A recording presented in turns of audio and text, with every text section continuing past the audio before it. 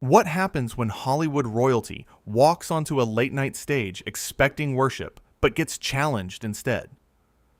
In just 35 seconds, a carefully crafted celebrity image crumbles on live television. This is the story of an interview that went so catastrophically wrong, security had to step in. A guest who demanded special treatment, a host who refused to play along, and the explosive moment when everything fell apart. The studio lights are hot. The audience is buzzing with anticipation. Bill Maher sits behind his desk with that knowing smile, ready for another edition of his show. Tonight's guest is someone everyone knows, someone who has been in the headlines for years. Meghan Markle walks onto the stage in a designer dress that probably costs more than most people make in a year. The audience applauds. She waves like she's greeting her subjects. She sits down across from Bill, crosses her legs, and waits for the softball questions to begin. But Bill Maher doesn't do softball questions. He starts with a smile. Friendly enough. He says, "So, great to have you here. You've been quite vocal about a lot of issues lately. Privacy, media intrusion, all of that. But I gotta ask, and I think a lot of people are wondering this, how do you reconcile wanting privacy while also doing interview after interview? Documentary after documentary, podcast after podcast?" The audience goes quiet. You could hear a pin drop. Meghan's smile freezes, just for a second. Then she recovers. She laughs, but it's not a real laugh.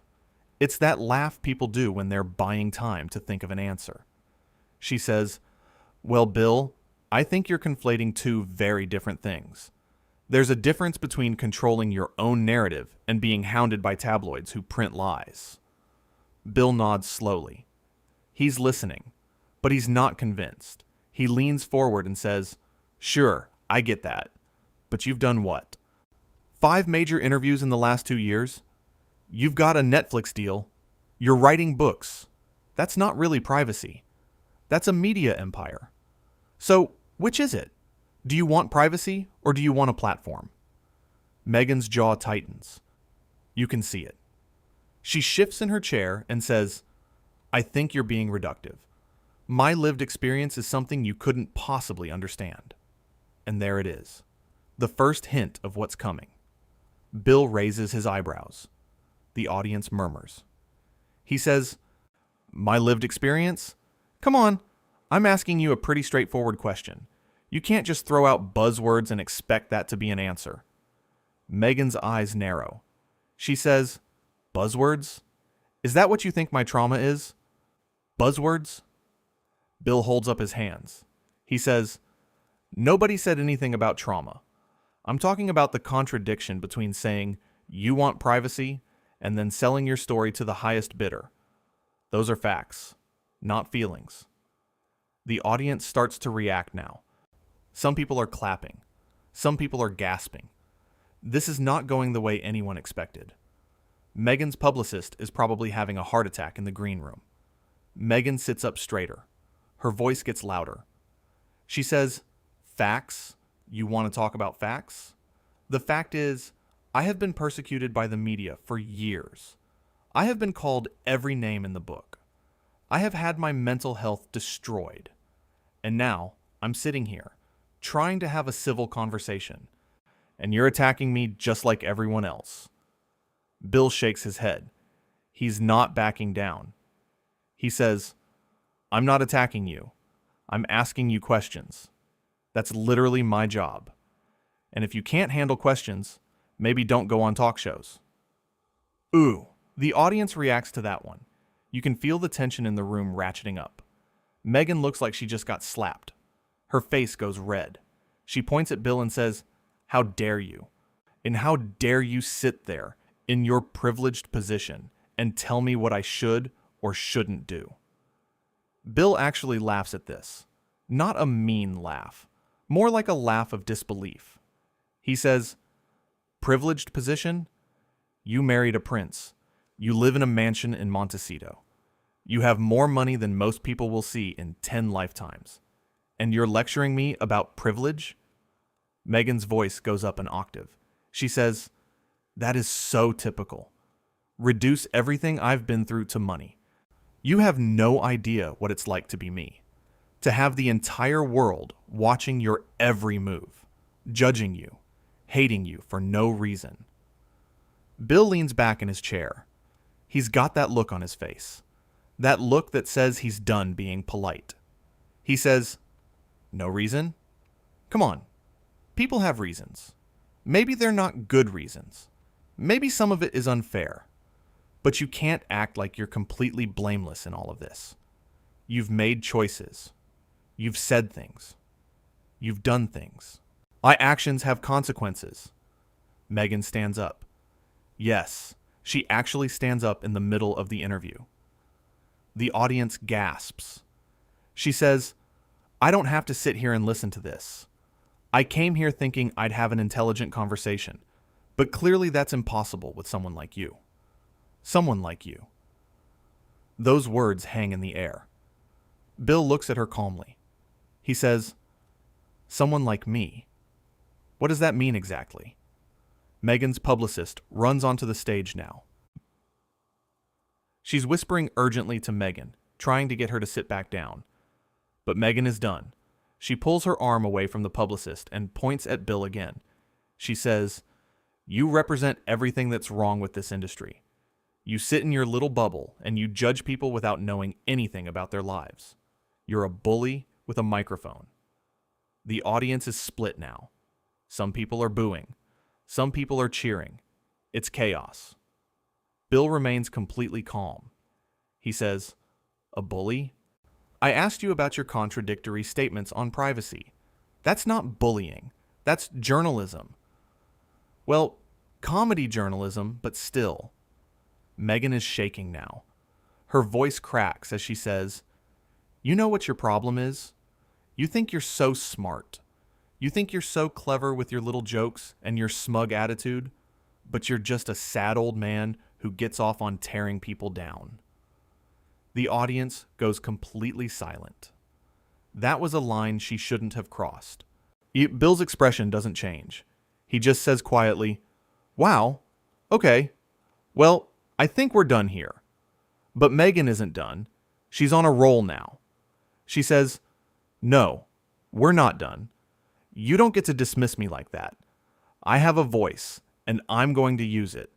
You and everyone like you have tried to silence me for years, but I won't be silenced anymore." Bill looks at someone off camera, probably a producer. He says, "Nobody's trying to silence you, but this is my show. And if you're going to stand here and insult me, then yeah, this interview is over." Meghan throws her hands up. She says, "Of course it is, because you can't handle being challenged. You can dish it out, but you can't take it. You're pathetic." Bill stands up now too. He's had enough. He says, "All right, we're going to commercial. Thanks for coming." But his tone makes it clear she's not welcome. Meghan looks around at the audience. Some of them are still clapping for her, but most of them look uncomfortable. She says loudly, "This is exactly what I'm talking about. This is the system. This is how they control the narrative. They invite you on. They ambush you. And then they make you look like the bad guy when you defend yourself." Bill walks away from his desk toward the side of the stage. He's done engaging, but Meghan follows him. She's still talking. She says, "Don't you walk away from me. I'm not finished. You owe me an apology." Bill stops. He turns around. He says very calmly, "I don't owe you anything. You came on my show. You got upset because I asked you real questions instead of kissing your feet. And now you're having a meltdown on live television. So no, I don't owe you an apology." Meghan's publicist is trying to physically pull her away now, but Meghan yanks her arm free again. She screams. And yes, it's a scream now. "You're a disgrace. You're everything that's wrong with this country. Oh, you think you can just treat people however you want because you have a TV show? Well, I'm not going to let you get away with it." Security guards are moving toward the stage now. The audience is in complete shock. Some people are filming on their phones. Bill just shakes his head and says to the camera, "And we'll be right back, folks." He walks off the stage. But Meghan isn't leaving. She stands there in the middle of the stage, looking at the audience, looking at the cameras. She says, "You all saw what just happened, right? You all witnessed that? He attacked me. He disrespected me. And when I stood up for myself, he tried to throw me off the show. That's abuse.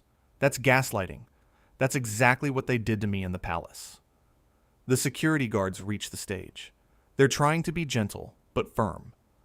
One of them says, "Ma'am, we need you to leave the stage now." Meghan spins around to face them. She says, "Don't you dare touch me. Do you know who I am? I'm not some nobody you can just manhandle. I have lawyers. I will sue everyone in this building." The head security guard, a large man who has clearly dealt with difficult situations before, says very calmly, "Ma'am, I understand you're upset, but this is private property, and you need to leave. You can do it on your own, or we can escort you. Your choice." Meghan looks like she might actually try to fight them. Her fists are clenched. Her face is beet red. But her publicist finally gets through to her. The publicist says something in her ear that we can't hear. Meghan takes a deep breath. She smooths down her dress. She looks at the camera one more time and says, "I want everyone watching to know that I came here in good faith. I was treated with disrespect and hostility. And when I defended myself, I was threatened and kicked out. Remember this moment. Remember who the real bully is." Then she walks off the stage. But she's not walking normally. She's doing this dramatic, slow walk, like she's in a movie. The security guards follow her to make sure she actually leaves the building. The audience sits there in stunned silence. When the show comes back from commercial, Bill is sitting at his desk again. He looks at the camera and says, "Well, that was something. You know, I've had a lot of guests on this show over the years. Some of them agree with me. Some of them don't. That's fine. That's what makes for good television. But I've never, and I mean never, had someone come on here, get asked basic questions, and then have a complete breakdown because they couldn't handle being treated like everyone else." He pauses. The audience is hanging on every word. He continues, "Look, I get it. Fame is hard. Being in the public eye is hard. But you don't get to demand privacy while simultaneously courting publicity.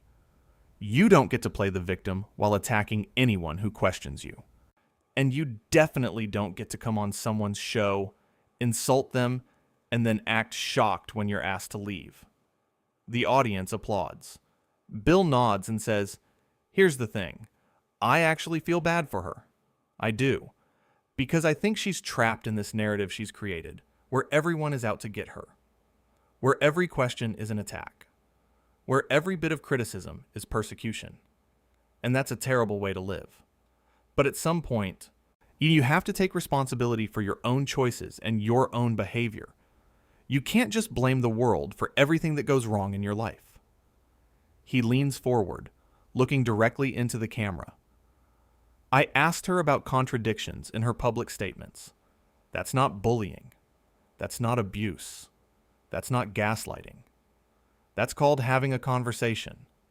And if you can't handle that, then maybe don't put yourself in situations where you'll be asked questions.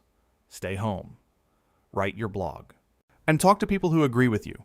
But don't go on television and then throw a tantrum when someone dares to challenge you." The audience gives him a standing ovation. Bill smiles and says, all right. Let's move on. We've got a great show tonight. Coming up, we have a panel discussion about free speech on college campuses. Should be fun. Hopefully nobody throws any punches."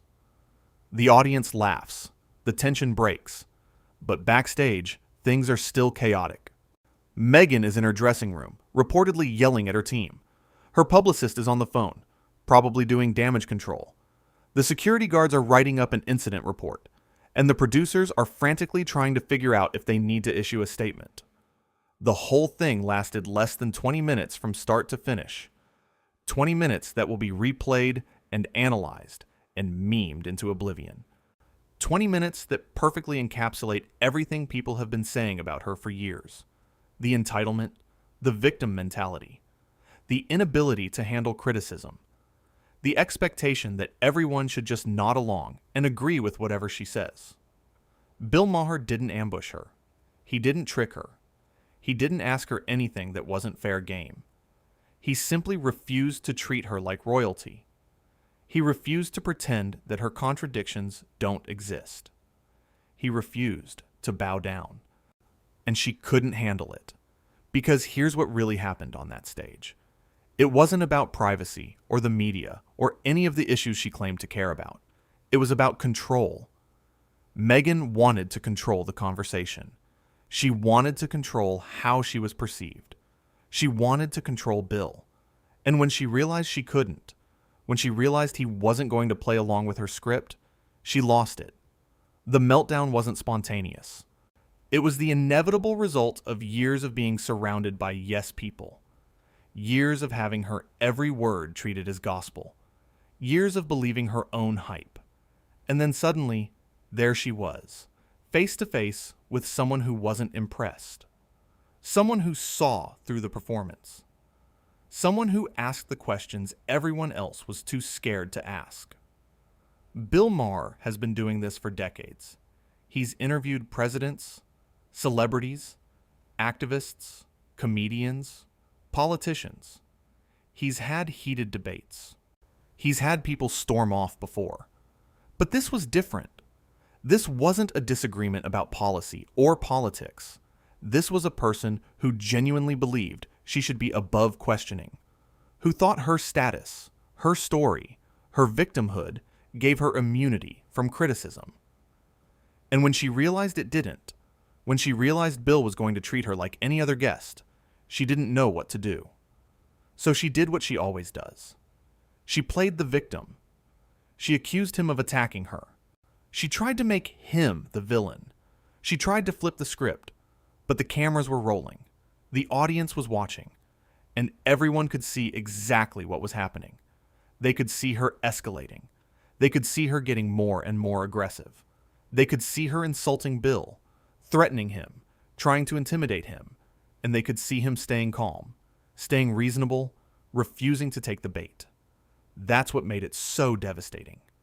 There was no ambiguity. There was no, he said, she said. It was all right there, captured on video, broadcast live, a complete and total meltdown by someone who claims to be a champion of composure and grace under pressure. The irony is almost too perfect. She came on the show to talk about how she's been mistreated, how she's been unfairly portrayed, how the media has it out for her. And then she proceeded to behave in a way that confirmed every negative thing people have said about her. She was entitled. She was condescending. She was aggressive. She was unreasonable. She couldn't handle basic questions. She lashed out when challenged. Bill didn't make her look bad. She did that all by herself. All he did was ask questions and refuse to back down when she tried to bully him into submission. He stood his ground. He maintained his composure. He treated her exactly how he would treat anyone else. And that was apparently too much for her to handle. The audience knew it. You could feel it in the room. The initial gasps turned into murmurs of agreement. The uncomfortable silence turned into applause for Bill. People weren't buying what she was selling. They could see through it. They could see that she was the aggressor, not him. They could see that she was the one being disrespectful, not him. And that's what made her even angrier. Because she's so used to people automatically taking her side. She's so used to being able to say the magic words, victim, trauma, our persecution, and having everyone immediately rally around her. But this time it didn't work. This time people saw what was really happening. When security finally escorted her out, it wasn't because Bill was being vindictive. It was because she refused to leave. She refused to accept that the interview was over. She wanted to keep going, keep attacking, keep trying to make herself look like the victim. But at a certain point, enough is enough. You can't just stand on someone's stage and hurl insults and expect them to just take it. The whole thing could have been avoided. All she had to do was answer the question. Or if she didn't want to answer it, she could have deflected gracefully. She could have laughed it off. She could have given a vague non-answer and moved on. That's what experienced public figures do. They know how to handle tough questions without losing their cool. But she couldn't do that, because to her, being questioned at all was an offense. The very act of Bill not accepting her narrative at face value was, in her mind, an attack. She doesn't want dialogue. She doesn't want discussion. She wants agreement. She wants validation. She wants everyone to just nod along and tell her she's right. And when Bill wouldn't do that, when he insisted on actually engaging with her claims, actually examining her contradictions, actually doing his job as an interviewer, she couldn't handle it. So she blew up. She burned the bridge. She made sure that no serious interviewer will ever want to have her on their show again, because who wants to deal with that kind of drama? The moment she called him a sad old man, it was over. The moment she said he was pathetic, it was over. The moment she started screaming about suing everyone, it was over. You can't come back from that. You can't walk those words back. They're out there now, forever, on video, for everyone to see. Bill handled it perfectly. He didn't yell. He didn't insult her back. He didn't lose his temper. He just calmly stated facts and boundaries. When she crossed the line, he ended the interview. When she wouldn't leave, he called security. He did everything by the book. He gave her every opportunity to compose herself, and she refused to take it. That's leadership. That's professionalism. That's what it looks like when someone knows who they are and doesn't need to prove anything to anyone.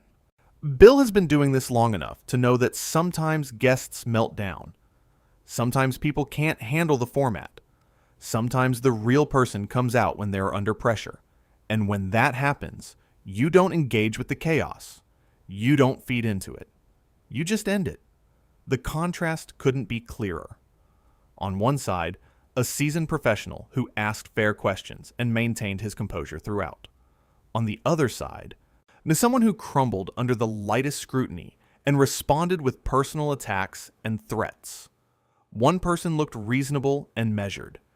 The other looked unhinged and out of control. And that's the real story here. Not that Bill was mean or unfair. Not that Meghan was ambushed or mistreated. The real story is that when confronted with basic accountability, with the expectation that her words and actions should match, she completely fell apart. She revealed herself, not as a victim, not as someone fighting against injustice, but as someone who expects special treatment and throws a fit when she doesn't get it. The security guards who escorted her out probably have stories. The crew members who witnessed it probably have stories. The audience members who were there probably have stories. And all of those stories probably paint the same picture of a person who was given a platform, who was treated with respect, and who threw it all away because she couldn't handle a simple question about her own contradictory behavior. This wasn't a clash. This was a collapse. A complete and utter collapse of someone's carefully constructed public image.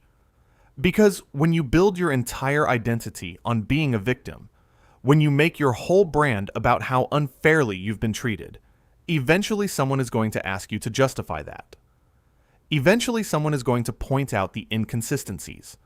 Eventually someone is going to expect you to back up your claims with something more than just emotion.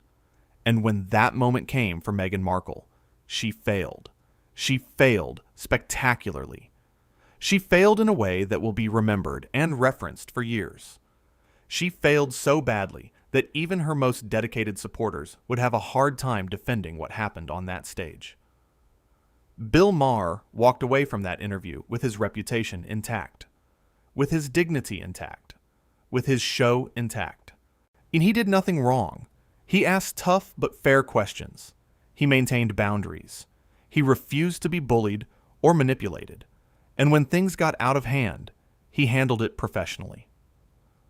Meghan walked away from that interview having confirmed every negative perception people had of her, having proven that the critics were right, having shown the world exactly who she is when she doesn't get her way. She walked away having burned a major bridge in the entertainment industry, and having made herself essentially unbookable on any serious talk show, having given her detractors ammunition that will last for years. It was a disaster, a complete and total disaster, and it was entirely self-inflicted. Nobody made her behave that way. Nobody forced her to insult Bill. Nobody made her refuse to leave. Those were all her choices, her decisions, her responsibility. The studio emptied out that night with everyone talking about what they'd just witnessed. The crew packed up the equipment. The audience filed out into the parking lot. The producers started planning damage control. And Bill probably went home and had a drink, shaking his head at the absolute chaos of it all. Because at the end of the day, it was just another interview gone wrong. Just another guest who couldn't handle the heat. Just another reminder that fame and fortune don't automatically make someone capable of having a real conversation. Just another example of what happens when entitlement meets reality. The lights went down. The cameras turned off. The stage went dark. But the footage lives forever. A permanent record of 35 seconds that spiraled into a complete meltdown. A testament to what happens when you expect worship but get journalism instead. A masterclass in how not to handle an interview. Bill Maher remained the professional. Meghan Markle revealed herself as the antagonist she claimed everyone else was making her out to be. And the whole world watched it happen in real time. No editing, no spin, no way to rewrite what actually happened. That's the story. That's what happened when a talk show host refused to play, along with a carefully scripted victim narrative. That's what happened when basic questions were treated as attacks. That's what happened when someone finally said no to Meghan Markle. The mask slipped. The real person showed up, and the cameras captured every single second of it.